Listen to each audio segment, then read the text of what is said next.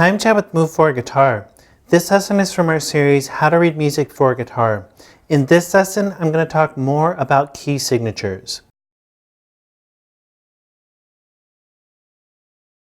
First off, if you like all the diagrams for this series, including the diagrams for this lesson, you can download our free e-guide, How to Read Music for Guitar. But I am working on it right now as I'm filming this lesson, so it might not be available as you're watching this lesson. If it is available, a link will pop up on the screen that'll allow you to download it. And like I said, it's free, so there's no reason not to download it when it is available. This is part 18 from our series, How to Read Music for Guitar. If you'd like to go back and start at the beginning, you can click the link on the screen. So we've been talking a lot about key signatures, and I mentioned multiple times that there are rules to the key signatures. For example, you can't just write random sharps or flats in here. They're totally based on the major scale and major scale keys. And in the last lesson, we went over the circle of fifths, which helps to understand that and how to quickly figure out which is which.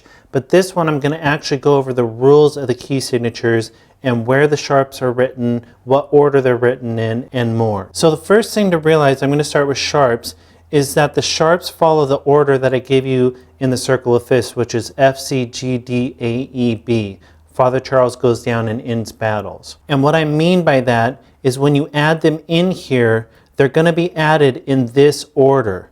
F is always going to be first, C next, G next, D next, and so on.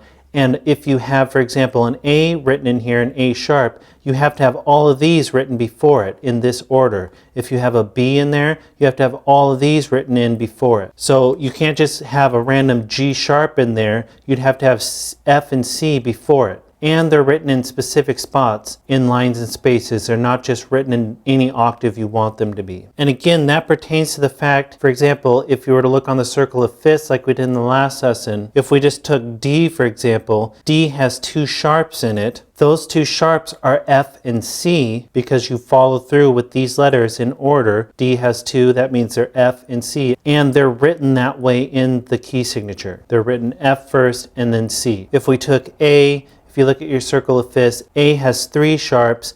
They're F, C, and G from right here. Those are the sharps that are in it. They're going to be written that way in your key signature. So if we just go through and the first one, the first sharp written, if you look at your circle of fifths, you'll see that G is the one with one sharp. C always has 0. G is next. So G has 1, D has 2, A has 3, E has 4, B has 5. And then F was on the flat side, as you should remember from the last lesson. So automatically we know that this is in the key of G, and we know it's an F sharp because we start back at here. The first sharp that's added is F. Since the key of G only has one, it just has the F sharp. And this F sharp, if you know where the notes are on the staff, it's right on this F line. This is F, this note is F. This sharp is landing right on that F, telling you that all the Fs in the key of G are going to be sharp. And you always write the F on this last line. You don't write it down here. This is an F as well. You don't write it here. This is telling you that all Fs, no matter what octave, are going to be a sharp. But you have to start by writing the first one on this line,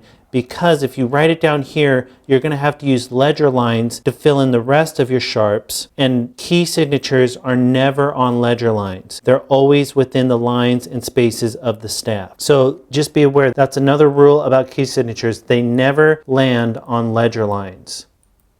So that means if you go to the key with two sharps, which is D obviously, because that's after G, which has F and C, that means that C sharp has to be written right here, because that's the only C that falls within the staff. Other C's are on ledger lines, so it has to be written down below the F sharp. So F is always first, C is always next, F is always on this last line, C is always in this space below the F sharp. Always, no matter what, no matter how many sharps are written, this is going to be the order of the first two.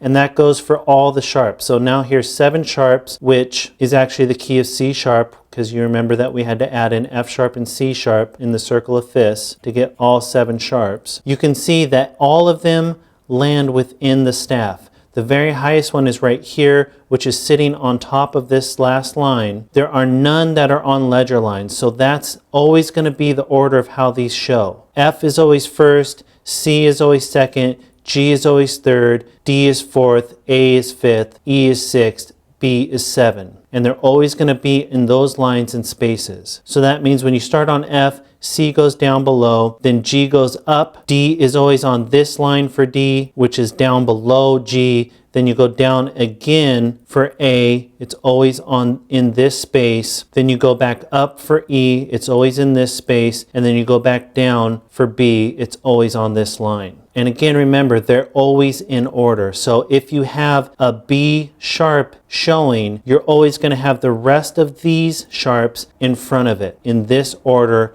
on those lines and spaces. So you can see we start with F, we go down, then we go up, then we go down, down, then we go up, then we go down. That's always what it's going to look like. Now, if we go to the flats, we have the same type of rules. We take the flat side letters that we had, which was Battle's End and Down Goes Charles' Father. If you remember that from the Circle of Fifths in the last lesson. If you remember from the Circle of Fifths, F is the first one that's written to the left of C, which means it's the first one with the flat, which means that this is the key signature for F, F major, because F major has one flat. And we know automatically that it's a B because we go back here and we start with these letters in order. This is a B flat, which we automatically know is an F, because when we look at the Circle of Fifths, F is our first flat. First key on the flat side has one flat, and we know that's a B flat because we take these in order. And this B flat has to land on this line because, again, they have to be kept in the staff. B has to start right there.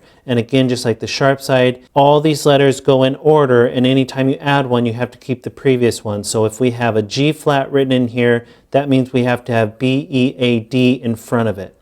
And it always starts with B. And also remember that when you're going through these keys, that F is first and it has no flat written on it.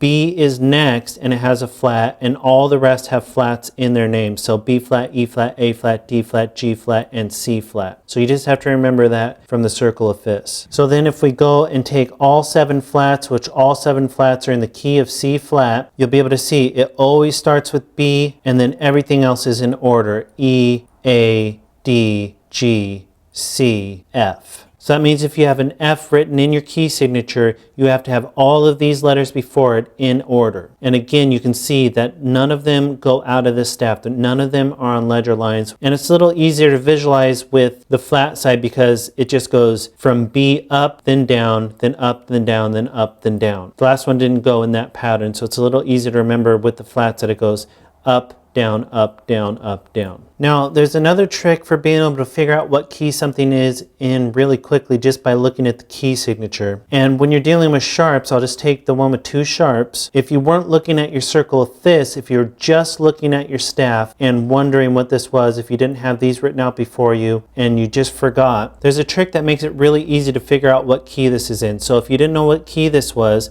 what you do is take your last sharp and go up 1. So if you're in a space, you go up to the line above it. If you're in a line, you go up to the space above it. But since this is in a space right here, we're going up to the line right above it. And whatever note falls on that space or line is the key. So this is the D line. We know this is in the key of D major. Or I could do it from here. Here's 4 sharps. This last sharp is on this line. That means I go up 1, which ends up in a space. So the note that's in here is the key of this key signature, which this space right here is an E. This means that this is in the key of E. So that's a quick trick you can use to figure out a sharp key just by looking at the key signature. And then there's a trick you can use with the flats as well.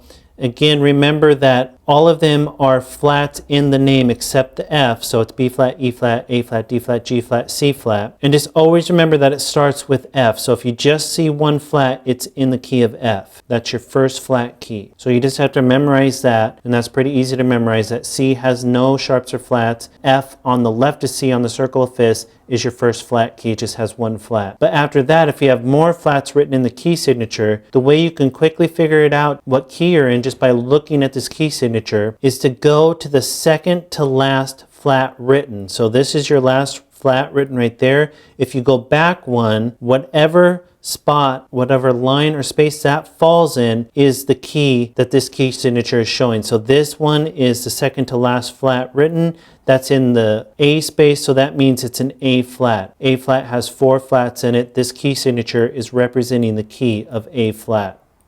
I could do it with any of them. If I took one that had 6 flats in it, I find my last flat, go back one to the second to last. This is on this line, which is G, so that means it's G flat. So that's a quick trick you can use to find out what flat key you're in by looking at a flat key signature. And just always remember that the one with 6 sharps and the one with 7 sharps are F and C, but they're actually F sharp and C sharp. So you have to add those in at the end of the Father Charles Goes Down and Ends Battles, which I explained in the last lesson when we were looking at the circle of fifths. Another thing that can make it easy to remember is that for the 7, one that has all the sharps represented, because there's only 7 notes in the major scale, so this is as many sharps or flats that a key signature will show, 7 is always a C. So C sharp is 7 sharps, C flat is 7 flats. So if you see 7 sharps, you always know that it's C sharp. If you see 7 flats, it's always C flat. So it's pretty much, if you're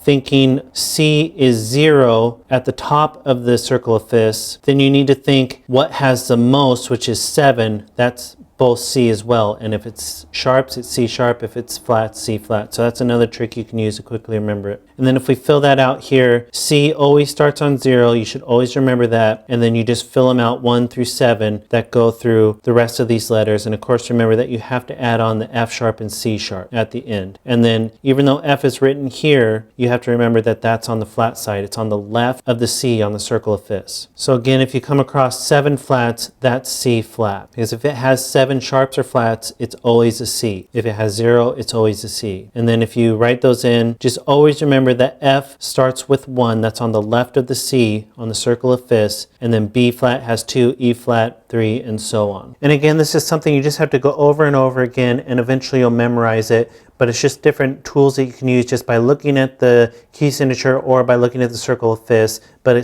just takes time, and combine that with looking at the notes on your fretboard and memorizing those. Over time, it'll just become really easy to you, and you'll quickly know just off the top of your head what keys have what sharps and how many and what ones they are and all of that.